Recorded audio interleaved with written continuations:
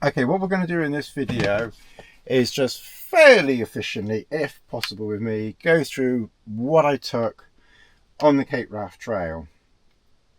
First of all, I took my trusted pacer poles, walking poles. Excellent, the best walking poles that you can get. Completely different with this unusual handle on the top, but it's much more ergonomically set up for walking, and then I use that for holding the shelter up. Waterproof. Now what I'm just going to quickly do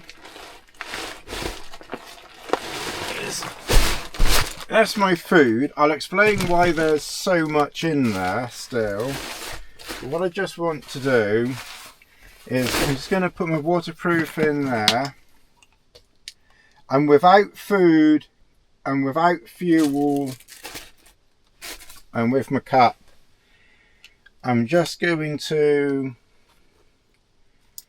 weigh the pack. So the pack was about 5.5 kilograms, so base weight about 5.5, give or take a teeny weeny bit. So I had plenty of toilet paper left over. I took my 575 MLD cup because it's the largest cup that I have, but I put a rubber band, silicone band around it because it's titanium and I'll roast my fingers. Raincoat, Montane, pack light. Ended up wearing that quite a bit. It's less than 300 grams, and that did very well. Fuel, I finished one completely. I had a whole one left, and I used half of that one. The reason being, we had 5 nights out, not 7, because the winds were coming in and we had to abandon the walk with still 2 nights to go. And the 5th night, we got into camp 11 o'clock at night. It was a terrible pitch, so I really didn't use very much fuel. I estimate that might have just done the 7 nights. So I might have been able to have saved 370 grams of fuel. But if we had have done 7 nights, I think it would have been, I would have been really, really careful. So I'm still glad I took the extra, but there's so much left because we had to abandon the trip before the end. My Cuban fibre ground sheet, PCF ground sheet for the Trailstar. I took the Trailstar. I took a small piece of plastic. I find that handy. It's only about 20 grams or so. It's not very light. It's not very heavy, but it's just handy sometimes next to the ground sheet to put your feet on or bits and bobs. Hanky. The hat. The only hat that I wore walking was this. They don't make it anymore, which is a shame. It's a Rab Vaporize hat. First time ever on a walk, I took a down jacket and a synthetic jacket, and I kind of copied that from Chris. Basically, the synthetic jacket is in place of a fleece jacket or a fleece jumper or something like that, because this one is 211 grams, packs down very small. Fleece isn't windproof, this is windproof. The last day when we were walking out in it, even though this is 60 grams of fill and you wouldn't normally walk in this, I actually did walk in it for a couple of hours because it was a little bit cool.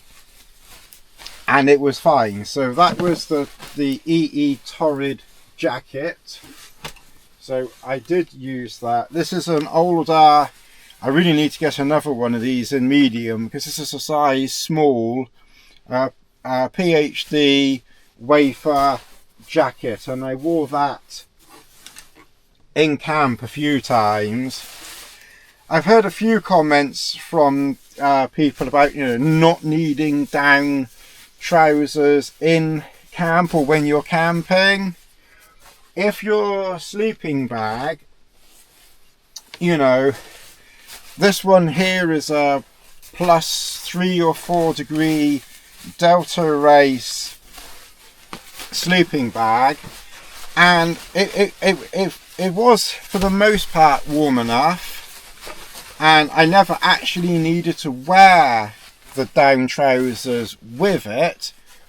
But because it was +4, +3 degree bag, +3, 4, whatever it is, centigrade bag, if we'd have had a frost, then I definitely would have been, you know, on the cool side in it for absolute sure, because it's sewn through at the bottom. So the down trousers were useful to supplement this if needed. Plus we had one night in a bothy, which was kind of not really planned, but there was no one else in it, so we decided to use it, and it was cool in the bothy. So the down trousers were handy for that. These are also ridiculously light PhD trousers. I took down booties. Those I never wore. I've got another one somewhere. A lightweight towel. I used that once or twice. I took gloves because it was October, but they weren't needed. I took a t-shirt. It was never needed. Basically clothing items, which may not all be here, but I took one t-shirt. I took effectively 2 jackets, which I've just shown you, so that's 3 clothing items. I took 1 wind shirt, so that is 4 clothing items, and I took my merino long sleeve zip top, that's 5 clothing items, and my waterproof jacket, 6 clothing items, and that was it. So only 6 clothing items in total. I did take my disco trousers. They kind of slipped in at the very last minute. These are the EE Enlightened Equipment Copperfield trousers. They were useful. The wind shirt is the Copperfield Enlightened Equipment Copperfield wind shirt. I use that a lot. The EE trousers I wore in camp, or in the sleeping bag, because they're like 30-40 grams. Pillow, I took the lightest pillow that I have. Because we're into October, this is a PhD Greenlandic sleeping bag cover. It's not a bivvy. They don't classify it as a bivvy. The material is waterproof, breathable, sewn seams, so it's not really a waterproof bivvy, but in emergency you could use it as such. It's lightweight, it doesn't weigh very much. And I used it on the very last night when we were in a bog. And Chris was in even more of a bog than I was. So I did use it the very last night just to make sure the sleeping bag didn't get wet. No spray. I took 1 other hat. So in total, I took 2 hats, that for day, that for night. This is my merino hat. So I wore that for night. 2 hats only. I've had some people say, oh, you take too much. The only thing that I took that never used was the down booties. Didn't use them. I took merino, lightweight merino socks. I use those in the sleeping bag at night. I took sealskin socks, not for walking in. but they were for around camp or in camp when my shoes were wet and I just wanted something to put my feet in to keep my feet dry. And then this bag here is one of those, whatever those bags are called, comment below, you know what they're called probably. But that did very well. That was my Xlite Thermarest. That did very well. I took one sort of 3/4 piece of X-Pad Flex Mat. It's a little bit lighter than the Xlite. Not much in it, but it's a little bit lighter than that. Probably going into winter, I'll probably switch over to the Xlite.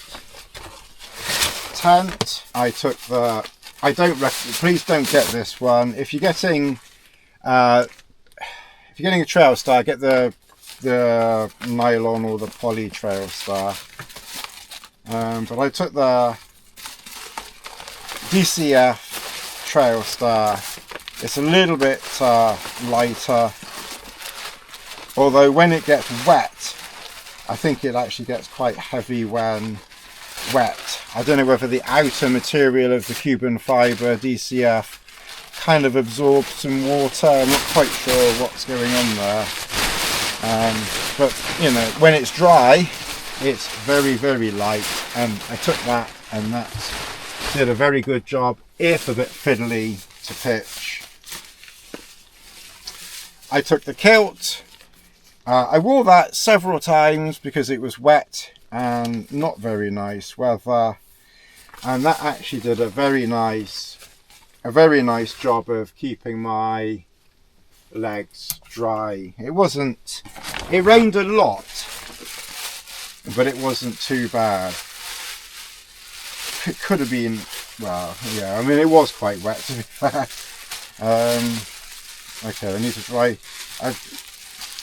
Because we had to abandon the trip, then we stayed in a hotel on the, what would have been our 6th night, and I was able to take some stuff of this, take some of this out and dry it out. This bag, obviously, I didn't. This bag here, I put my solar panel in it, you know, to keep the solar panel dry. I had 2 power banks. I'm not quite sure offhand where the other one is, but I had 2 power banks, 26,500 milliamp power banks. These are Chinese. Normally 26,500 milliamps would last me 2 nights easily. I would struggle normally for 3 nights. With the solar panel, and bearing in mind that we were walking, you know, quite a lot, so I wasn't watching as much on my phone, and I didn't do a huge amount of recording.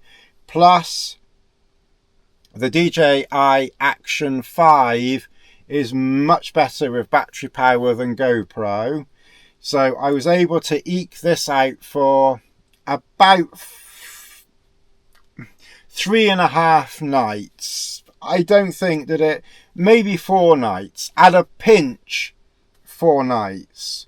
So the solar panel, even in October, you know, it maybe just eked it out from 2 and a bit nights to nearly 4 nights. So it's not bad. It's not bad. You know, bit of solar power definitely, you know, can help. 2 2-litre platypuses. Obviously, I never once took a water filter or anything like that. Of course, I didn't filter my water up there. No need. Compass. 2 spoons. I could have used just one, but 2 spoons.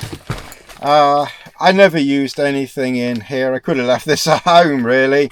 But there was 2 microphones for the DJI Action 5. Maybe on one occasion I attached it to my outside for some reason or other, and I took the second one in case Chris and I did a talky thing. but time and weather never allowed. I did take a spare DJI battery. It wasn't really needed, so that was that. Some spare cord,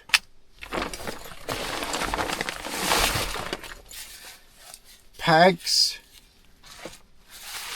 I never once wore my waterproof trousers. If it had have been much wetter, then I probably would have had to have used the waterproof trousers somehow or other, but I managed with the kilt. I think once it starts getting even colder, then you will need waterproof trousers.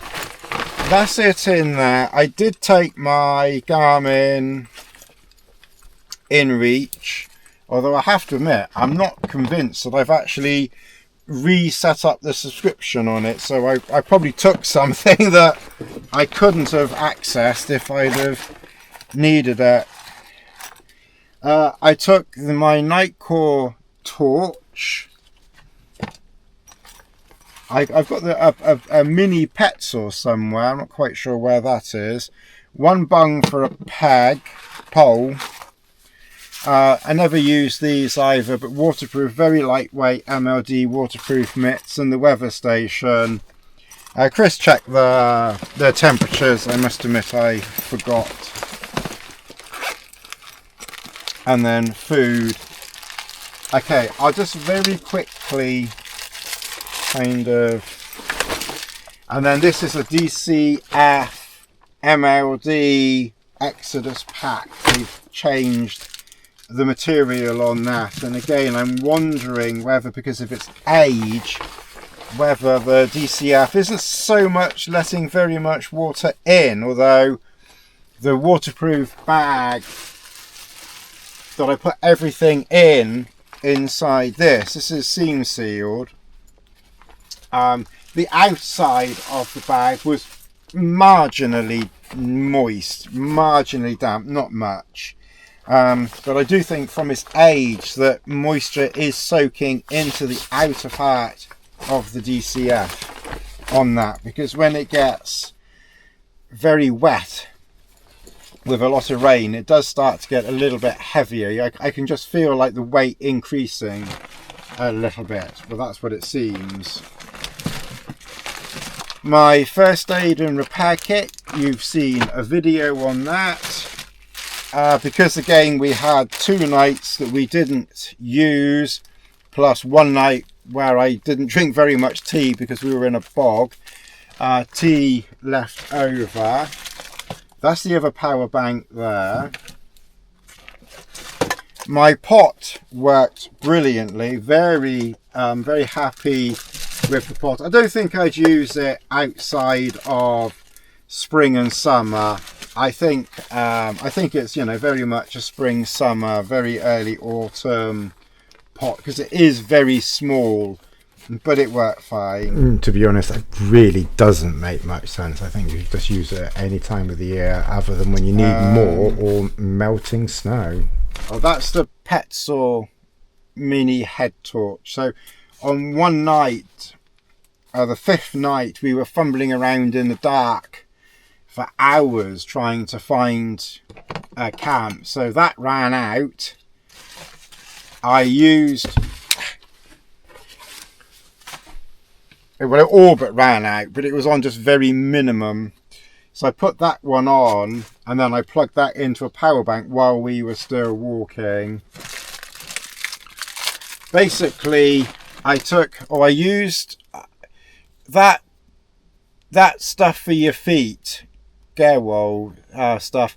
I think the difference between the regular one and the extra, and I took the regular one, is the extra is more creamy. So when you're using the extra, it's more creamy, and the regular one is a little bit thicker. So I took the regular one because I wanted something a little bit thicker. Well, I didn't. Obviously, I rubbed it in, but I took the regular one because we thought we were going to be out for 3 more nights eating dinners in the London stores near, well, up Badcal area, up there, you know, if you know, you know. It's a little shop. So I bought some noodles, and I bought some energy bars and flapjacks. Got a load of food in there. So, you know, I probably got enough food in there for 3 or 4 nights extra. I needed enough really for 2 nights extra, and I got a couple of sandwiches in there as well, so we ate the sandwiches and I didn't need any more food all day. So in the end, you know, I had all of that food left over because, like I said, you know, I ate sandwiches in the London stores, plus I had that food as well. So in camp that night, we didn't eat anything because we got into camp at 11 o'clock at night. So I just had some soup and a hot chocolate and I think 1 small energy bar. So yeah, I had too much food, but that's circumstances. I've mentioned the solar panel, which is downstairs. Yeah, that worked okay. I think it does. It won't fill up. It won't fill it up, but it just takes the edge off how much that you use. It's a shame that we didn't finish the walk, because it would have been nice to have seen how power was going, you know, towards the end. So it's, with 2 nights left to go, I'd finished one completely, and then the other one was down to 3/4. So we would have had 2 days of walking, and that probably would have just about been enough, bearing in mind that one does 2 days normally. So with 2.5 days left, probably would have had enough with the solar topping it up. I think that's unpacked everything. I wanted to get everything out and kind of in here so I could air it. So I've now done that. This is still a bit damp. I did get some of it out in the hotel, but it needs more drying. Anyway, I will see you whenever and whatever we get up to next. Any questions, comments, put them down below. Don't forget to like, subscribe, all that usual nonsense, which 1 or 2 of you are kind enough to do. And I'll see you in the next video. Thanks very much for watching.